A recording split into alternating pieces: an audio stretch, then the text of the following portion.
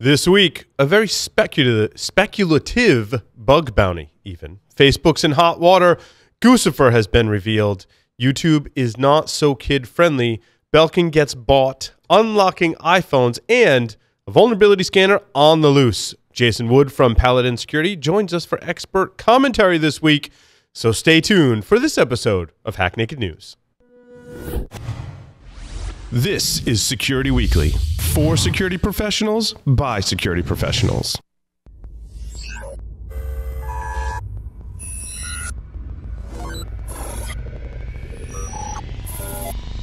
Broadcasting live from G-Unit Studios in Rhode Island, it's the show that brings you the security news each week. And despite popular belief, we do wear pants. It's Hack Naked News.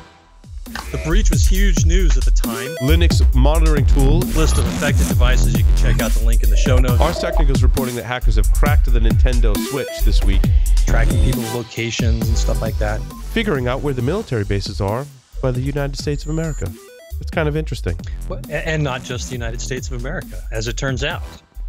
Domain tools help security analysts turn threat data into threat intelligence. They take indicators from your network, including domains and IP addresses, and connect them with nearly every active domain on the internet. Those connections drive risk assessments, help profile attackers, guide online fraud investigations, and map cyber activity to attacker infrastructure. Fortune 1000 companies, global government agencies, and leading security solutions vendors use the Domain Tools platform as a critical ingredient in their threat investigations and proactive defenses. For more information, visit securityweekly.com/domain tools.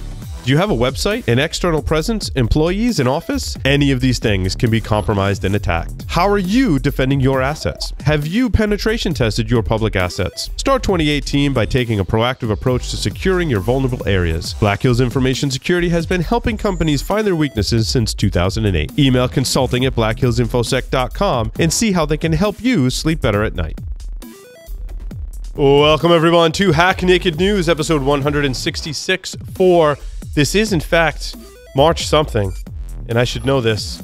It is March 27th, believe it or not, on a Tuesday. Hey, it's good to be here. I'm your host, Paul Asadorian, in G-Unit Studios in Rhode Island. Make sure you check out the on-demand material we have available for you at securityweekly.com/on-demand. Also, make sure you visit our fine friends at itpro.tv. I feel like I haven't talked about IT Pro TV in a while. I saw them briefly at InfoSec World in Orlando. Of course, I didn't do any shows last week, so that's probably why I feel that way. But make sure you check them out, itpro.tv/Security Weekly. They've got fantastic training available for you and for your business. So if you work for a company, you want your whole team to have access to a library of over 3,300 hours of awesome content, well, IT Pro TV is your source, so make sure you check them out. Alrighty. Now it's on to the security news for this week. Speculative execution bounty launched by none other than Microsoft, who's taking speculative execution vulnerabilities seriously with their announcement of a new set of bug bounties covering these types of flaws. The highest payout goes to whoever can discover a new class of speculative execution flaws, coming in at $250,000 all the way down to $25,000 for spotting existing speculative execution flaws in various versions of Windows.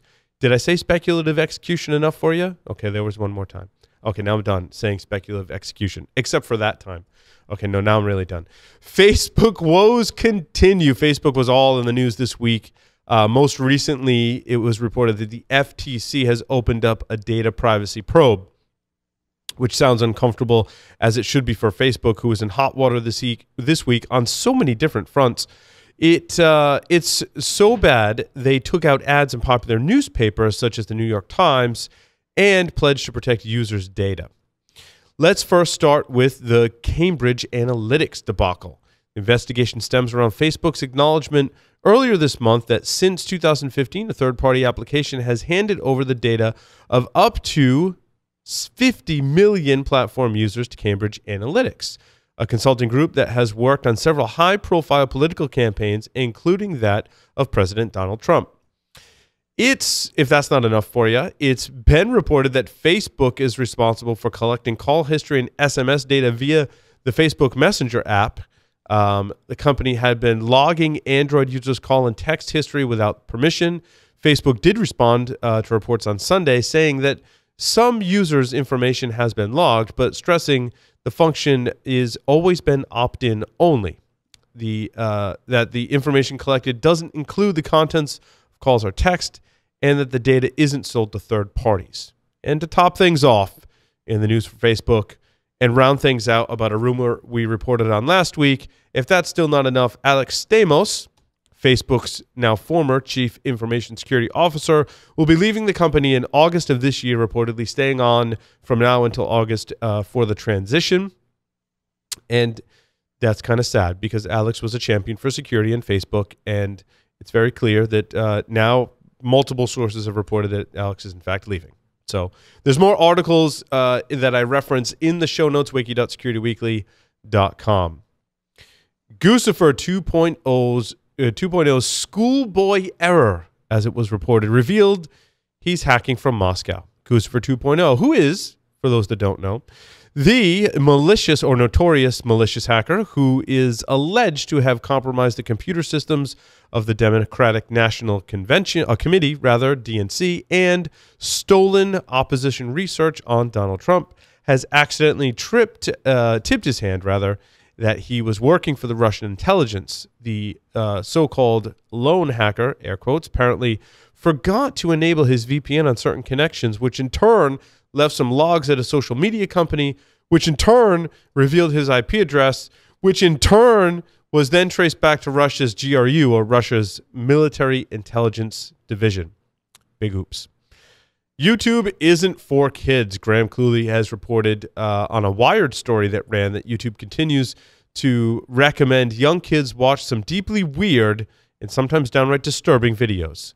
I have experienced this as well with my own children, and at the technical level, I struggle to understand how you classify videos within the YouTube platform as safe for kids. Certainly, we can't trust YouTube's own algorithms, which they do have some checkboxes in there for safe viewing. Obviously, those don't work very well. I did recently, and we'll report on this maybe on other shows, pick up a Circle by Disney device, which does contain the ability to restrict content on YouTube. Exactly how it does that, I'm still unclear and investigating, so we'll see how that goes, and I'll report back. iPhone manufacturer Foxconn acquires Belkin, Linksys, and Wemo, which are, of course, all owned by Belkin. The Taiwanese hardware manufacturer, Foxconn, which is contracted by Apple to make its iPhones, has agreed to acquire accessory firm Belkin and its associated brands, Linksys and Wemo, for $866 million in cash by way of a merger. They have some serious competition in this market of Wi-Fi devices and home automation with the likes of Amazon and many others. It'll be interesting to see how or if security is handled with this recent merger. Linksys in particular, of course, seems to be thrown around like a hot potato in the market after being sold to Cisco, then to Belkin, and now part of Foxconn. Graykey iPhone unlocker has apparently hit the market. Graykey has come to market with this device that can unlock iPhones. One is somewhat limited and must be internet connected at $15,000. However, there's a $30,000 option, which, at this price, the device requires no internet connection whatsoever and has no limit to the number of unlocks. It will work for as long as it works, presumably. Well, it'll work for as long as it works. Well, no kidding. But presumably until Apple fixes whatever vulnerability the device relies on, at which time updated phones would no longer be unlockable unless they're ahead of the game and developing and or buying exploits to that Apple doesn't know about yet, which if I own the company, that's what I would be doing. Although somewhat shady, I don't know if I'd be in that business. GitHub has, we reported on, turned up a vulnerability scanner.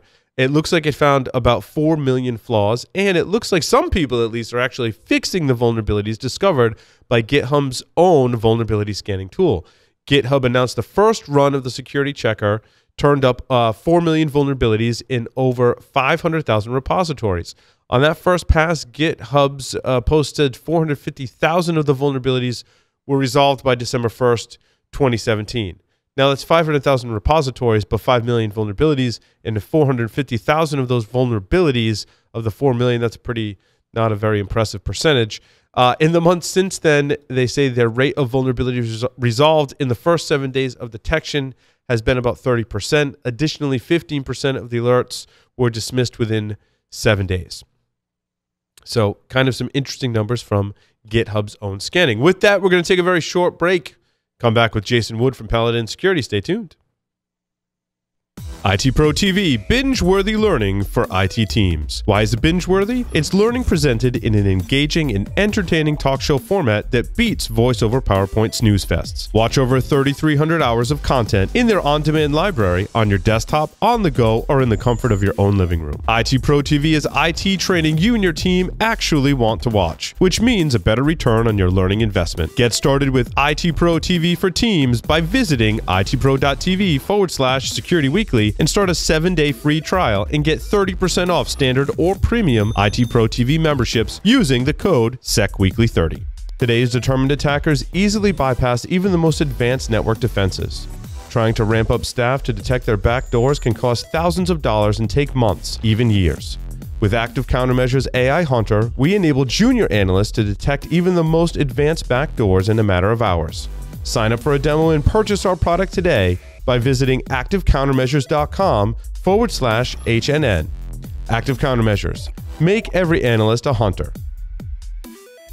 Welcome back, everyone, to Hack Naked News. We're going to talk about DNS over HTTPS. If you don't know what those two things mean or how they could potentially interact, I highly recommend, again, itpro.tv/Security Weekly. Go check them out, get learned up, and then come back to our network and enjoy a deeper understanding of some of the topics that we talk about, although sometimes I'm really not good about talking about DNS and HTTPS, and maybe I need to go to itpro.tv/Security Weekly to train myself. Fortunately for me, I've got experts like Jason Wood who are here with us today to talk about this topic that sounds very interesting. Welcome, Jason. Hey, Paul. So yeah, go ahead. Go ahead. Well, I was just teeing you up, dude. That's all. I'm just going to sit back and have my cigar and my coffee and listen to you drop some knowledge. Right on. All right. Well, we'll go ahead and get learned up a little bit here on DNS over HTTPS. And the idea, this is something that could be coming to a browser that you're running. Essentially, what's going on here is Mozilla and Cloudflare. Looks like they're going to be testing a new method for resolving domain names down to IP addresses in the development version of Firefox. And this test should be occurring in the next few weeks. No exact date on that yet. But essentially what's going on, instead of your browser making a request to a DNS server, it makes an HTTPS request to some service that has been configured in the browser, in this case Cloudflare, to resolve that name to an IP address.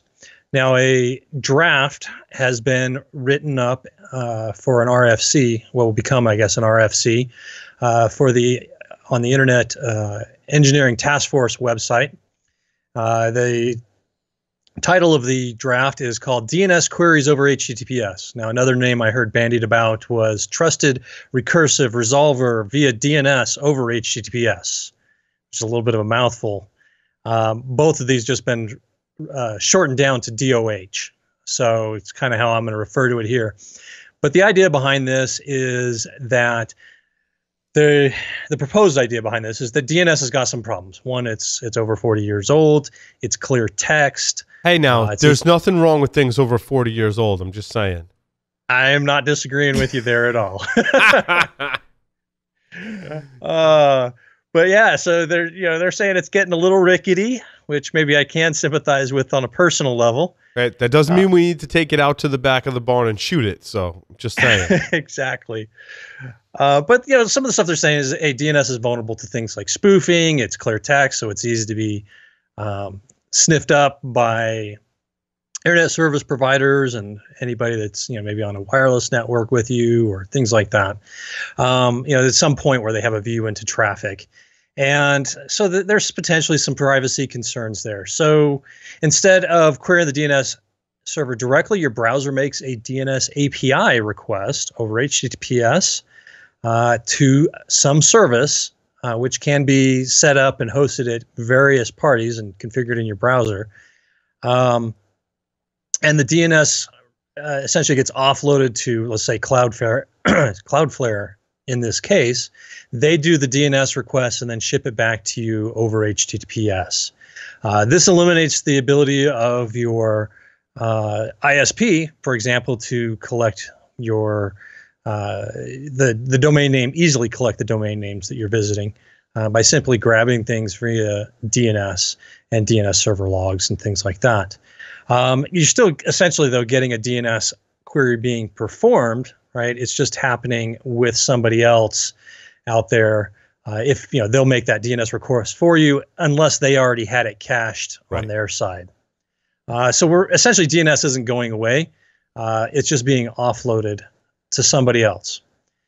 Some things that I read about this were kind of interesting. One, for DOH or DNS over HTTPS, the requests need to be done over an HTTP 2 version 2 session. So there's some requirements here as far as technology upgrades. It has apparently the ability to do some server pushes of information down to the browser, which I thought was kind of interesting as I was reading through the draft RFC. Now, those who are concerned about privacy, folks, particularly as legislation has changed to allow ISPs to have more leeway in the information they collect and release to others, some of the same issues are going to be present with DNS over HTTPS. Obviously, you can, the provider of DOH can still collect this information and record it on their side and do whatever it is that they would want. It just isn't going to be available to your ISP. Now, Cloudflare has said that they're not going to keep any logs for more than 24 hours. They're not going to ever store source IP addresses. But that's their implementation of it. They're not the only ones working on this. Actually, as I was doing some reading, Google has already performed this, a little bit of a test on this with their own, what they called Google Public DNS. They did that back in November of 2017. One of the key differences, though, and this has caused a little bit of a kerfluffle with some of the Mozilla developers, is that Google's implementation was opt-in. You had to go in and configure Chrome to use this service. In the case of the Mozilla test, as it's being planned right now at least, if you're using the development version of Firefox, you will have to opt out to avoid this. So as soon as you start using the application, by default, it will use this new mechanism for resolving names to IPs. So I thought this was pretty interesting. I mean, there are going to be obviously some changes here on the HTTP version that we're going to be using. For me doing penetration testing, this was kind of interesting because this is going to change how how the traffic is going to flow and what's occurring there. So that's something for me to keep in mind. One of the things that came to mind right away is we're taking a system that everybody knows and understands pretty dang well. DNS is very well understood, and now we're going to change that. And it's we're going to have a mixed way on each system of resolving names to IP addresses, depending on your browser version, how it's set up, and stuff like that. And enterprises are going to need to be ready to support their users when and if this rolls out on a large scale. Essentially, though, the help desk staff or whoever's troubleshooting is going to have to adjust their point of view from a well-understood protocol and be ready for a whole new mechanism of name resolution. Privacy concerns around this for organizations. Maybe right now they host their own DNS servers, forward it on to somebody that they trust for a forwarder or something like that. But this could potentially offload whatever information to Cloudflare. So let's say you have an internal application, and all of a sudden their browser is making a request out to Cloudflare or Google or somebody else for an internal resource over DOH instead of DNS and hitting the internal DNS server. So that's going to be kind of interesting. How are they going to react to that, and how do they feel about that? Some preparation is going to be needed for that. So yeah, a lot of interesting ramifications here to this idea of how to change things. I think that there are some security benefits to it. Certainly, if you're on an open Wi-Fi network, and there's some DNS attacks that are happening, someone's ARP cache poisoning or trying to get in the middle of your DNS traffic, funneling this over HTTPS can help. I think the rest of it's kind of a train wreck for most of us in in technology. I think for your average user that hasn't configured a special DNS server, although some might, at home you might be using Cisco Umbrella or other DNS providers that are limiting your internet access. Maybe they're taking away ads, maybe they're taking away adult websites for your children. You can certainly have a DNS service do that. Then you put Firefox on there, and now you're bypassing all of the controls that you've put in place. So I think for users that don't have that in place, it can add a layer of security for a lot of other people. And then you get into corporations or businesses where internal applications and even external applications rely on your DNS traffic going to the specified DNS server. All of a sudden, users start popping Firefox on it, and they're like calling the help desk going, I can't get to my websites. That's a nightmare. That is disaster waiting to happen, which is why I truly believe that Mozilla is not going to roll this out turned on by default, that it's going to be like the Google model where you have to turn it on, which is probably why Google did that. I know even here in the office, we have DNS servers set up that automatically do ad blocking for us. And so if you were to use Firefox, all of a sudden all your ads are going to start to load, and a lot of those ad sites contain malware, and that could be bad times for all. Unless you're able to hook this up to other services that can provide those services, I think it's a great benefit. If you kind of just get whatever you get out of the box and it's on by default, complete disaster. Yeah, I mean, as I'm sitting here thinking about it, I mean, you're talking about, because you can, there are service providers that can set this up. Obviously, it sounds to me like an enterprise would be able to stand up their own DOH system, right? But it's yet another system to set up and maintain and troubleshoot and all this stuff and configure with the resources and pain in the butt all over the place. So I also think from a privacy perspective that the ISPs don't need DNS to figure out where you're going on the internet. You know, certainly if it's HTTP, it's in the clear. They can see where you're going. Certificates contain a lot of information that everyone can see, which could also be indicative of the types of sites you're going to, as well as just all the other IP level traffic in the 7 layers. The IP layer is going to tell you where they're going, at least by IP address, and the domain name can sometimes also leak depending on the situation as well. So I don't see this providing much in the way of privacy, to be honest with you. Yeah, and it's certainly, the information is still available somewhere. So, you're essentially just taking it, moving it to somebody else and citing, I don't trust their Xmission, who is my ISP. Right. And instead, I trust Cloudflare. Yeah. Right. And do I really? Well, I don't know. I don't, Right. And I mean, the way to get around this is with a full VPN, but reports I've been reading lately, and I always see these reports that, 13 or 15 out of the 30 or whatever aren't really protecting your data in some way. And we've certainly seen very leaky VPN services that will kind of do the opposite of what Mozilla's put in. They'll make all of your connections go over to the VPN, but then they'll forget about DNS in certain configurations, and your DNS traffic is going over in the clear so everyone can see where you're going anyway. So, yeah. So anyhow, if y'all are using the development version of Firefox, be aware. This sounds like it's coming your way, at least for a test.